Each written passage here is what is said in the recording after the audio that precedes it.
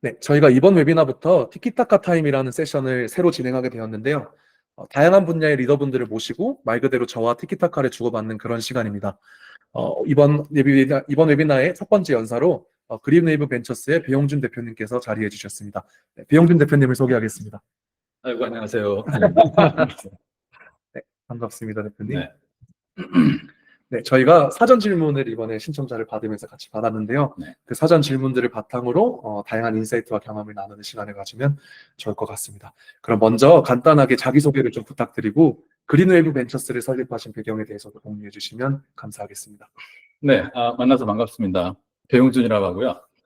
저는 이제 그린웨이브 벤처스라는 싱가포르 엑셀러레이터에서 그 코파운더 겸 한국 대표로 있습니다.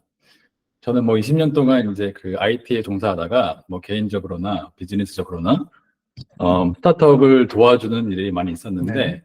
이번에 은퇴를 하면서 이제 조금 더 이제 시스테미틱하게 도와주고 싶어서 이렇게 창업을 하게 되었습니다. 네. 네, 반갑습니다. 그러면 사전 질문들 바탕으로 하나하나 좀 살펴보겠는데요.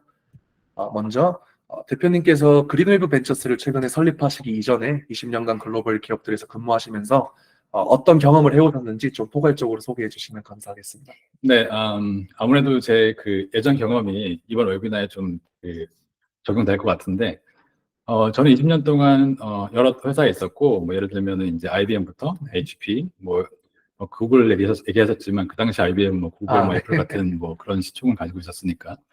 그리고 뭐 최근에는 델 테크놀로지스라는 회사에서 일을 했고요.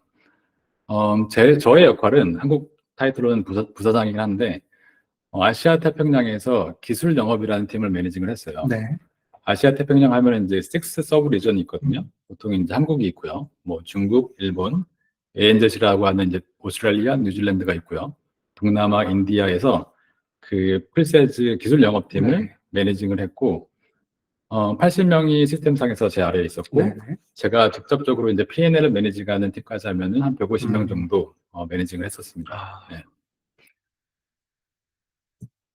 네, 그러면 이제 최대 150명이 굉장히 큰 규모이고 또 글로벌 기업이라는 특성상 데이터화하고 소통하는 게 굉장히 중요하고 또 난이도도 되게 높았을 것 같은데요.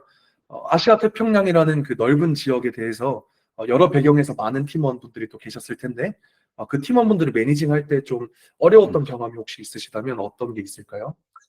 엄청 많았죠. 뭐 아시다시피 예상하시다시피 아시아 태평양이다 보니까 뭐 문화적 차이, 나라별의 차이, 그리고 언어적인 차이, 그리고 이제 뭐 성별의 차이, 뭐 나이의 차이가 다 있겠어요. 뭐 나이라고 하면은 뭐 저희 팀 같은 경우에는 20대 후반부터 뭐 60대까지 다양했었고, 사실 이런 다양한 문화 배경이 있는 팀원들을 매니징하기가 쉽지 않았는데 결론적으로 말씀드리면 꽤 성과가 좋았다라고 말씀드리고 싶어요. 뭐 저희 델에서는 텔델 서베이라는 서베이가 있어요. 그 마이클 델한테 이제 말한다 해서 텔델 서베이인데 팀의 성과를 서베이를 하는 거예요. 얼마나 만족도가 높은지. 제가 처음에 들어갔을 때는 이게 레벨이 마이너스 100부터 플러스 100까지가 있는데 마이너스 15를 받았어요. 제가 5년 뒤에 나올 때 플러스 55가 됐죠. 결국엔 70포인트가 높았는데 그 당시만 해도 델에서 전사적으로 세계적으로 가장 성장한 팀 중에 하나였고 그리고 이제 리텐션 레이트 같은 경우에는 96%였어요. 평균적으로. 이 말은 즉 연평균 4% 정도의 팀만 나간다고 보면 되니까 꽤 괜찮은 숫자죠. 챌린저라고 하면은 많이 있지만 저희가 시간상 딱 3개만 말씀드리면은 첫 번째로는 이런 것 같아요. 미팅이나 액티비티 같은 있을 때 자기 아래나라의 이제 부재, 미팅의 데이터의 정량화의 문제. 많은 분들이 공감하시겠지만 이제 미팅 들어올 때 내가 뭘 해야 되는지 잘 모르는 경우도 많고 그리고 액티비티가 있을 때 내가 어디까지 했는지 뭘 해야 되는지 모르는 부분도 많이 있었고요. 그리고 두 번째는 크로스 팀 콜라보레이션인데 많이 공감하실 거예요. 이제 회사에서 일하다 보면은 다른 팀과 이제 일할 경우가 많잖아요. 대 같은 경우에도 한 15명 이렇게 되는데 저희가 이제 개인 아니면 각 옆에 있는 사람까지 이제 일하는 건 괜찮은데 다른 팀하고 이럴 때 이런 의사소통의 문제, 커뮤니케이션의 문제, 성과 관리의 문제, 포상 관리 문제들이 혼재 있었고 세 번째 챌린지로는 이런 것 같아요. 인재들이 회사에서 떠날 때 가장 중요한 게 뭐냐면 이유가 뭐냐면 물론 돈도 중요하고 매니저 관계도 네, 중요하잖아요. 근데 결국에는 자기가 성장하고 있다는 거, 자기가 이제 잘하고 있는지, 자기가 이제 배우는 것에 이제 가치를 느끼는 부분이 많을 텐데 잘 배우고 있는지를 모르는 경우, 음, 그 세 가지가 가장 큰 챌린저라고 생각합니다. 네. 아, 그럼 그 세 가지를 간단하게 요약을 하자면, 첫 번째는 이제 그 R&R과 관련해서 이제 미팅 혹은 같이 커뮤니케이션한 내용들을 정량화하는 것들에 대한 문제가 첫 번째였고, 두 번째는 이제 여러 팀을 오가는 팀이 걸쳐 있는 그런 커뮤니케이션의 과정에 대한 문제, 네. 그리고 세 번째는 그 구성원들한테 성장하고 있다는 걸 느끼게 해주는 그런 관점에서의 좀 어려움, 난이도 그런 게 네. 있었겠군요. 아, 네. 그럼 어떤 문제가 있었는지는 저 잘 전해 들었는데, 네. 그런 이제 말씀하신 것처럼 70포인트나 그렇게 개선을 하시려면은 그 어려움을 굉장히 잘 극복을 해내셨을 것 같아요. 그런 어려움들을 구체적으로는 좀 네. 어떻게 극복을 하셨는지 궁금합니다. 예, 되게 많은 스토리가 있었죠. 네. 뭐 아까 말씀드렸듯이 이제 챌린지 1, 2, 3부터 이제 얘기하자면은 그 데이터 정량화의 문제는 사실은 저희가 회사 이름을 말하기는 좀 그렇고 해서 M사의 T 플랫폼을 네, 썼어요. 네. 뭐 잘 돼 있어요. 뭐 인터페이스도 좋고 해서 뭐 팀이 이제 미팅에 들어갈 때 이제 R&R이 뭔지 로스 앤 리스폰시빌리티를 알 네. 수 있고, 그리고 뭐 프로젝트가 있을 때 누가 어떤 걸 해야 되는지, 어느 정도까지 이제 그 단계별로 갔는지 이런 플랫폼이라서 많은 개선이 있었고, 두 번째 크로스팀 콜라보레이션 입장에서는 여러 방안이 있었는데 그 하나만 예를 들자면 뭐 이런 거예요. 팀 A에 A라는 사람이 있어요. 그리고 팀 B에 B라는 사람이 있는데 같이 협업을 했는데 정말 잘 됐어요. 네. 예전 같은 경우에는 사실은 뭐 이런 거를 이제 그 칭찬할 때 사실은 그쪽 매니저한테 이런 사람이 이렇게 너무 잘 도와줬으니까 좀 잘해주세요. 요거밖에 못했는데 네, 네. 저희가 이제 그거를 이제 플랫폼을 만들었어요. 네, 네. 칭찬을 하게 되면은 그 플랫폼에서 이걸 전사적으로 알리게 되는 거죠. 그리고 받는 사람은 뭐 크레딧을 받거나 뭐 심지어는 현금을 받거나 해서 포상을 받는 이런 시스템이라서 이걸 구축했었고, 네. 그 세 번째 챌린지에 관련된 거는 이런 거예요. 사실은 그 아까 넷플릭스 말씀하셨잖아요. 그 리드 헤스팅스에서 했던 중요한 말 중에 하나가 이런 건데, 결국 인재가 회사에서 오래 남게 하려면은 그 인재 곁에 더 그레이트한 사람이 있다는 것을 상기시켜 주라는 말이 있어요. 그래서 저희가 고하는 방향 중에 하나가 뭐냐면 멘토십 프로그램을 시작하는 거예요. 근데 멘토십이라는 게 사실 모든 사람이 MBTI가 E는 아니잖아요. 다 찾아가서 뭐 가르쳐 주세요 할 수는 없으니까 그렇죠.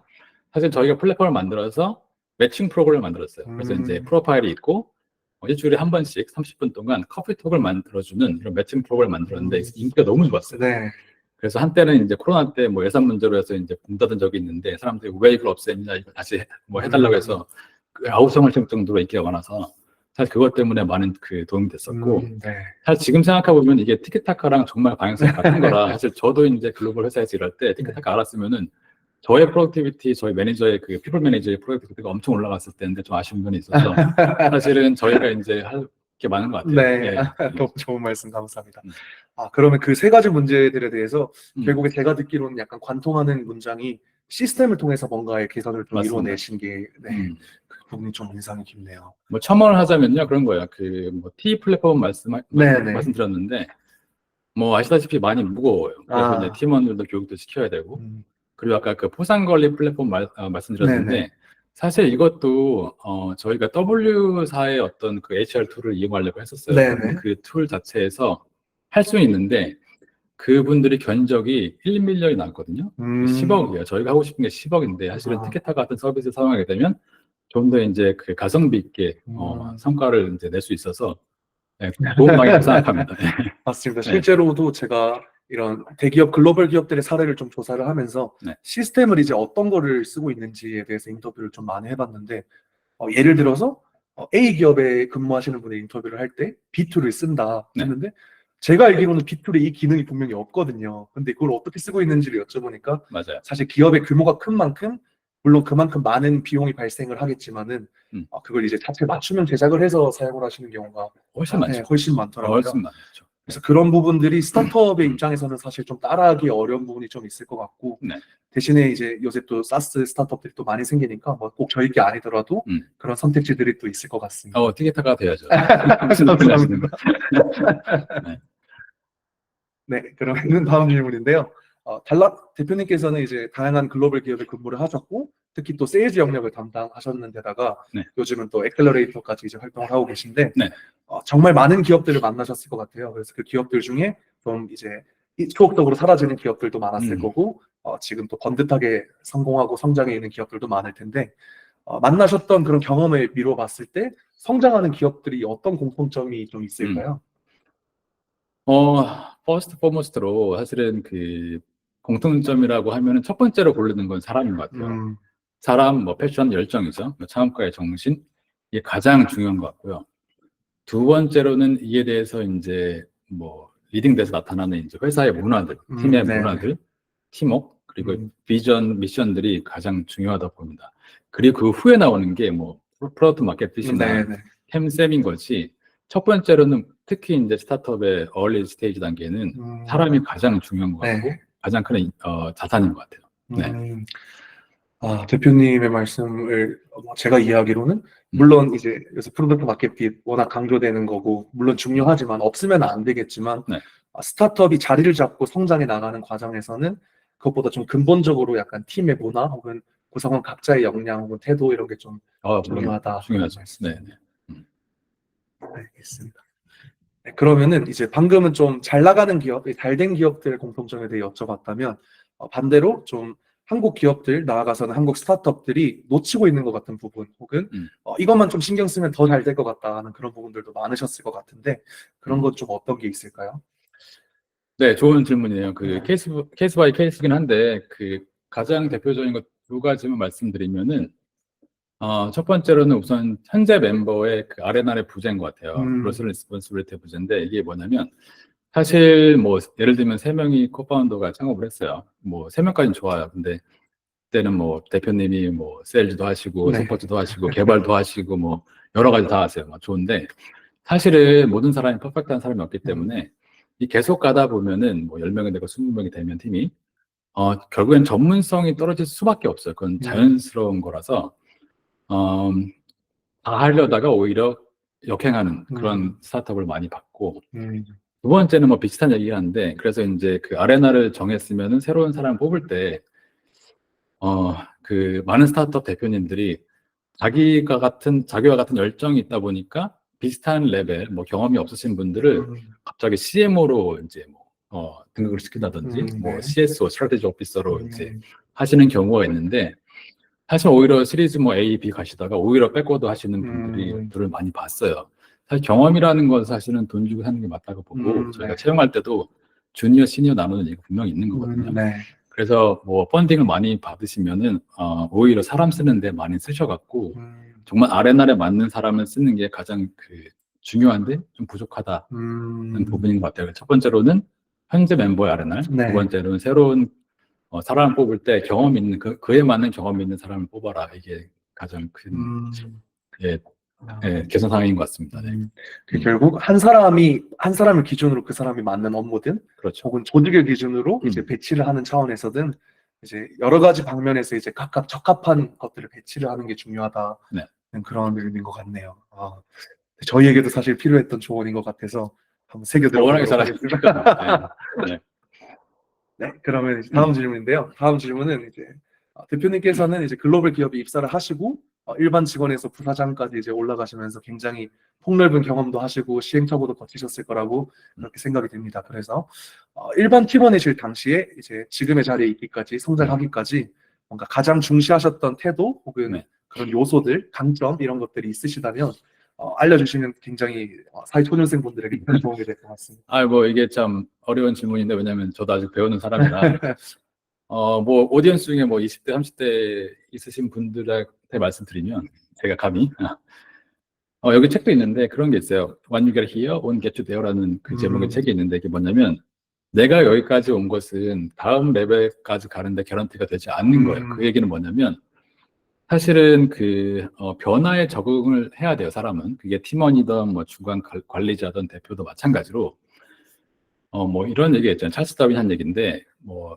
21세기의 문맹이는 글을 못 읽는 사람이 아니라 learn, unlearn, relearn을 못하는 사람이라고 했어요. 이게 뭐냐면 배우고 다시 배우고 심지어 배웠던 것조차 잊어버리는 그 기술이 있어야 되는데 이걸 못하는 사람을 21세기 문맹이라고 한 것처럼 이 변화의 시기에서 변화를 할 수 있는 사람이 가장 중요한 태도라고 보고 첫 번째는 변화, 그 두 번째 덕목은 그런 것 같아요.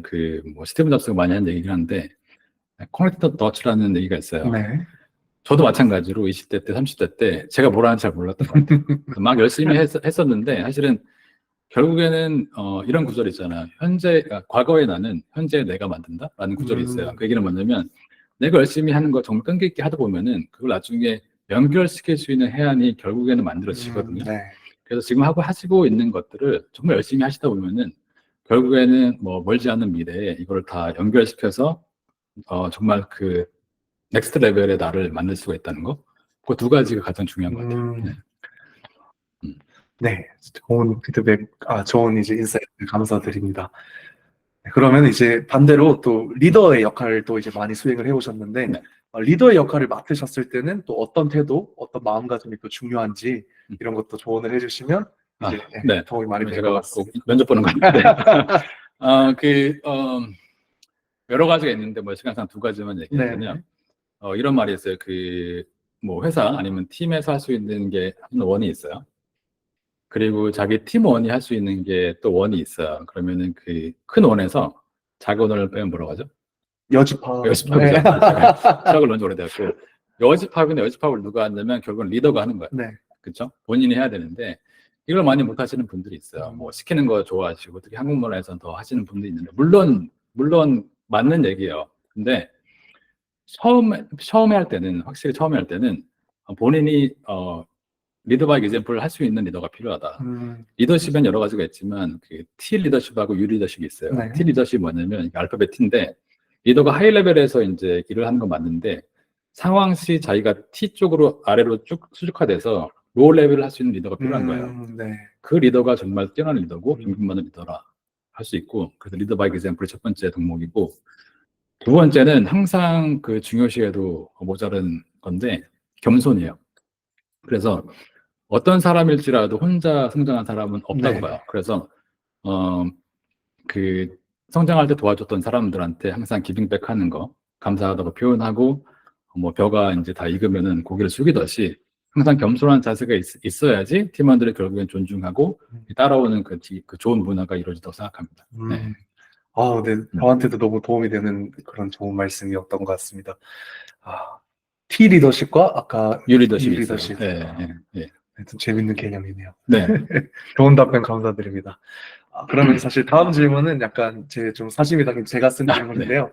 사실 대표님이랑 제가 굉장히 작년 이제 여름에 처음 네. 만나 뵙고 지금 이렇게 저희 웨비나에 연사로 함께도 해주시고 계시고 사실 이제 저는 이제 보여드린 거나 드린 게 없다고 생각을 하는데 저희를 또 굉장히 좋게 봐주시고 저희 팀이나 저희 서비스에도 관심을 많이 가지면서 서포트를 해주고 계시는데 저희 혹은 저희 서비스에 대해서 좀 어떤 부분에서 좀 매력과 메리트 이런 것들을 느끼셨는지 한번 여쭤보고 싶었습니다.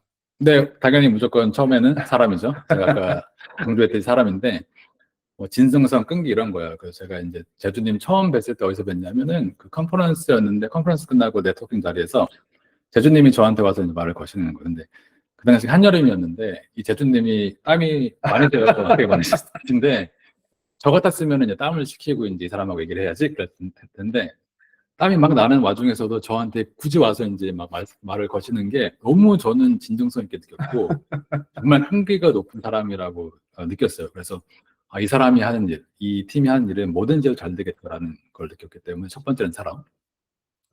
그 두 번째는 아까 제가 말씀드렸듯이 티키타카라는 서비스가 정말 좋은 방향성을 갖고 있는 솔루션이고 서비스예요. 제가 봤을 때는 세상 유일무이한 서비스며 플랫폼이지 않을까 합니다. 그래서 앞으로 정말 잘 됐으면 좋겠어요. 네. 네, 좋게 봐주셔서 정말 감사합니다. 제가 땀이 많은 게 또 오픈이 됐는데 그게 또 이런 장점이 또 있네요. 앞으로도 여름에 열심히 미팅을 다녀봐야겠습니다. 네, 그럼 다음 질문입니다. 다음 질문은 이제 정성적인 업무, 그러니까 수치화하고 정량화하기가 좀 어려운 업무 혹은 업무들에 대해서 데이터화하는 그런 노하우 혹은 잘할 수 있는 그런 방법이 담긴 케이스 이런 게 혹시 있으실까요? 정성적이라고 하면 정량적인 반대잖아요. 네, 맞습니다. 사실 쉬운 질문은 아니에요. 사실 근데 일하다 보면 확실히 그 정량적도 정량적이지만 정성적 데이터에 접근할 수 있는 그런 그 본의 아닌 기회들이 많잖아요. 네네. 아까 서베이 말씀드렸는데 서베이에서도 어떤 사람들은 뭐 한 줄 쓰는 사람도 있고 특히 이제 서구 문화권들은 한 페이지, 뭐 두 페이지 쓰는 사람도 있거든요. 근데 제가 이제 150명 매니지하면서 뭐 일주일 시간을 들여서 중요한 데이터다 보니까 쭉 다 읽어요. 네. 꼼꼼하게. 근데 뭐 1000명을 매니지한 사람, 10,000명을 매니지한 사람들 다 못 읽다 보니까 그렇죠. 어떤 방법이 필요하잖아요. 그래서 저희가 할 수 있는 게 뭐냐면은 이런 어떤 툴을 이용해서 유료 툴, 유료 무료 툴도 있는데 네. 반복되는 키워드를 검색해내는 거예요. 그래서 했던 검색 중에 하나가 아까 말씀드렸던 크로스팀 콜라보레이션 문제도 다 찾을 수 있듯이 키워드를 검색하는 방법이 있고 네. 특히 요즘에는 뭐 챗GPT 있으니까 뭐 복붙 하셔갖고 뭐 서머리 해달라 그렇게 해서 이제 그 뽑아내는 그런 노하우가 필요할 것 같아요. 네. 아, 네. 요즘 또 워낙 툴들이 좋은 게 많다 그렇죠. 보니까. 네. 또 사실 저도 세일즈나 미팅 이런 것들이 많다 보니까 그런 데서 나온 데이터들이 굉장히 정성적이잖아요. 근데 이제 또 제가 또 느꼈던 인사이트 이런 것들을 좀 간략하게 공유를 드리자면 우선은 그런 정성적인 것들이라도 대표님께서 말씀해 주신 것처럼 텍스트로 이제 뭔가 기록을 하다 보면은 그 안에 이제 간단하게라도 패턴이나 뭔가 키워드들이 있더라고요. 그래서 어쨌든 정성적인 내용이라도 데이터화를 해놓는 것 자체가 그게 약간의 정량화로 나아갈 수 있는 그 단계인 것 같고, 두 번째는 그거에 대해서 이제 정성적인 게 사실은 기록을 남기는 거야 이제 텍스트로 남기면 되는데 그 행간에 이제 숨어 있는 그런 의미들을 놓치게 되는 게 사실 저는 굉장히 많았어요. 네. 그런 것들에 대해서도 그 데이터를 바탕으로 좀 팀원들과 소통을 하면서 그 정성적이란 단어 뒤에 숨어 있는 이제 우리가 놓치고 있는 부분들을 좀 캐치해내는 게 저한테는 좀 되게 중요한 부분이었던 것 같습니다. 음. 네, 그래서 저도 경험을 하나 공유를 드렸고요. 네, 다음 질문은 이제 신뢰성 높은 데이터가 이제 신뢰성이 있는 게 되게 중요한데 어떻게 신뢰성 높은 데이터를 얻을 수 있는가 하는 네. 거에 대한 질문이었습니다. 아무래도 그 질문의 취지가 이게 웨비나가 그 성과 관리, 네네. 팀워크 관리, 프로젝트 관리라는 네네. 웨비나다 보니까 제가 생각하는 그 취지는 그런 것 같아요. 예를 들면 어떤 그 프로젝트가 있는데 오늘까지 80%를 해야 되는데 네. 어떤 팀원이 80%안 했어요. 20% 했어요. 근데 80% 쓴 거예요. 이 데이터가 과연 신뢰성이 있는가 이런 질문인 것 같은데 네. 사실 여기에 대한 개선점은 사실 팀 문화를 어떻게 만드느냐인 것 같아요. 예를 들면은 뭐 내가 쓰는 그 데이터에 대한 책임감, 윤리의식을 갖고 있는 팀 문화를 만들어야 되고 여기에서는 리더 역할이 중요한 것 같아요. 그래서 뭐 윤리성에 대한 강조, 어떤 뭐 코스 오브 에틱스 이런 그 교육들을 시켜야 되는 이런 그 저희의 이제 리더십의 이런 중요성도 있어서 이렇게 팀 문화를 만들다 보면은 신뢰성 높은 데이터를 구하지 않을까 이렇게 생각합니다. 네. 약간 아까 세션 1에서 다뤘던 시스템과 문화가 같이 가야 된다 이거랑도 좀 연결되는 맞죠. 말씀인 것 같네요. 저희도 사실 저희 티키타카 툴 내에서 그런 달성률 이런 거를 체크하는 그런 것들이 있는데 그리고 저희는 시간 계획을 세우고 실제로 어떻게 했는지 각자가 좀 반영을 해줘야 되는 구조거든요. 근데 그것들에 대해서 처음에는 단순하게 기능적인 거, 그러니까 시스템적인 해결 방법으로 어떻게 좀 더 쉽게 정확하게 기록을 할 수 있게 할 건가만 생각을 했었는데 맞아요. 그것도 물론 중요하지만 그것만 가지고서는 완벽하게 해결할 수가 없더라고요. 오히려 이제 저희가 지금 교육이나 컨설팅 같은 그런 문화적인 영역들이 같이 가려고 도입을 좀 준비를 하고 있는데 그것도 이제 대표님께서 말씀하신 거랑 좀 닿아 있는 내용인 것 같습니다.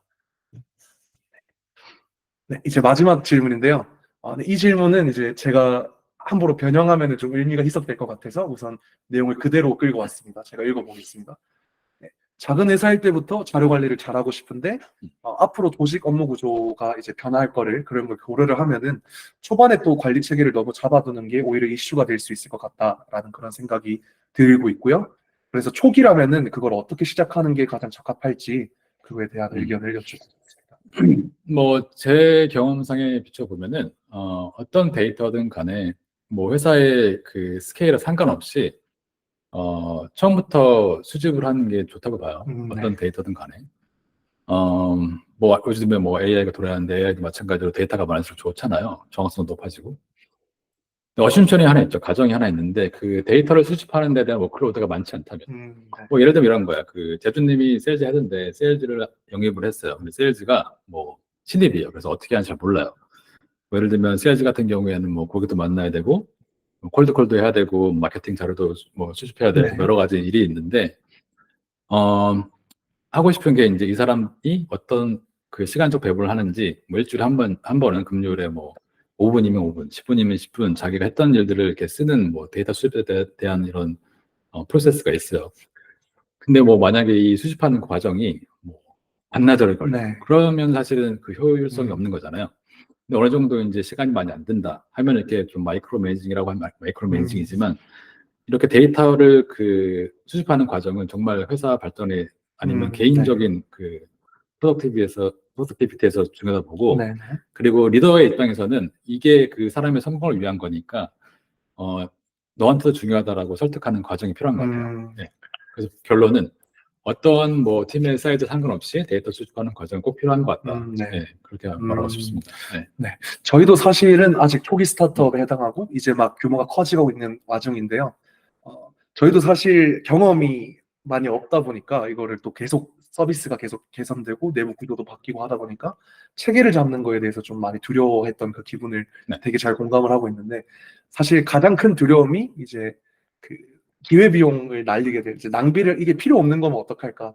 처음부터 완벽한 체계를 잡아야 된다는 그런 부담감이 좀 가장 큰 요소인 것 같아요. 근데 이제 요즘 또 오히려 드는 생각은, 오히려 기업 규모가 작은 초기일 때 네. 그 이제 내가 지금 이게 맞는지 모르겠는 게 규모가 커졌다고 해결이 되지는 않더라고요. 그래서 오히려 초기 단계일 때 그거를 테스트 해보는 것조차 되게 소중한 경험과 양분이 그렇다고 되지 않을까, 저도 네. 그런 생각이 드네요. 네.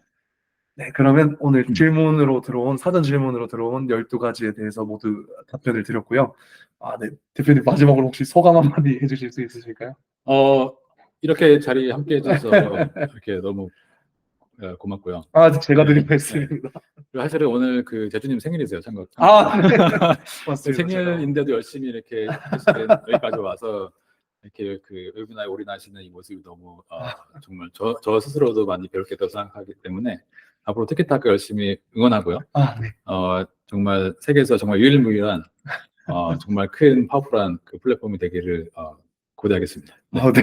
이건 리허설 때 없었던 질문인데 너무 좋은 말씀 해주셔서 감사하고, 축하 보내주시는 분들도 너무 감사합니다. 네. 그러면 저희 이번 3월 20일 준비했던 티키타카 2차 웨비나 글로벌 기업의 업무 데이터 관리는 여기서 모든 컨텐츠가 종료가 됐고요. 이 웨비나 내용은 녹화돼서 유튜브에 이제 올라갈 예정이고, 이 자료나 영상 관련해서는 저희가 참석자분들께 메일로 다시 한번 또 전달을 드리겠습니다. 오늘 바쁘신데 또 다들 참석해 주셔서 너무 감사합니다. 지금까지 저는 리버스 마운틴의 세일즈 총괄 최재준이었고, 그린웨브 벤처스의 배용준 한국 대표님 함께 했습니다. 네, 감사합니다. 감사합니다.